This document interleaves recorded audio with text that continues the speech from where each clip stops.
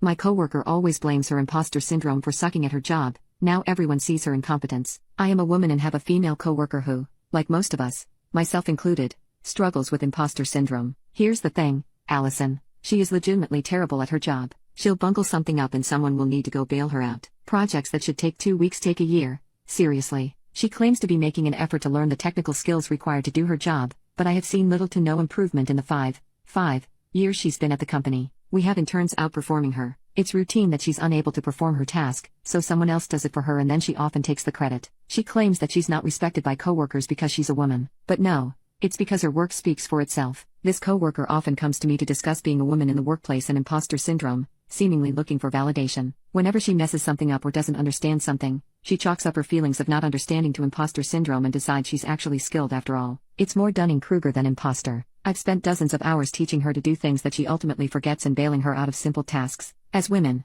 we're constantly reminded to build up other women in the workplace. I feel like she expects this of me. She often cries about imposter syndrome and then I feel bad and try to say some platitudes like, hey, you can learn how to do this to make her feel better. I feel uncomfortable when she cries to me at work and feel as if a boundary is being crossed. In addition to being part of her personal mentorship squad/cleanup crew, I feel emotionally manipulated. I don't know how to handle this. We share a manager who knows about her technical misgivings and how much of a resource drain she is, but he's, inexplicably to everyone who works with her, kept her employed here for 5 years, so I don't know what I'd even say to him. I find it unlikely that I'll be able to affect her employment situation, but how do I extricate myself from being who she looks to for validation? Any other tips on dealing with a person like this? Update.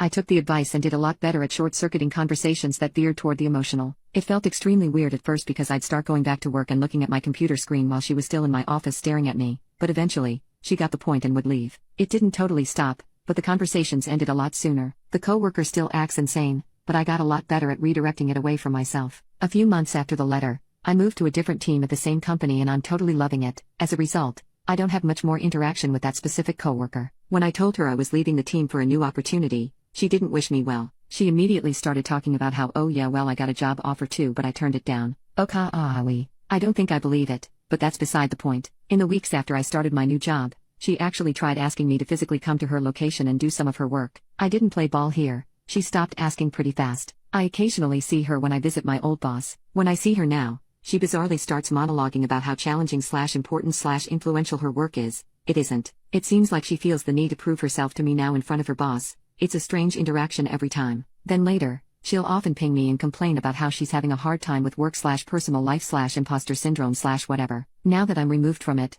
I totally see that her game is pretend to know what she's doing, and when someone figures out she doesn't play the woman card and make people, particularly people in power, feel bad for her instead of actually working to get better at her job. This trick seems to have had moderate success so far, even on myself. I put up with her nonsense for too long, but I suspect it will catch up with her eventually. There are rumors that her team is going to be disbanded or reorged or something. My old boss admitted that he's trying to help her build skills so she's actually employable by someone else after that happens. Anyway, glad I'm no longer involved in that hot mess and can just watch from the sidelines. Setting boundaries really helped me be less of a target for her and will help me deal with other difficult coworkers in the future.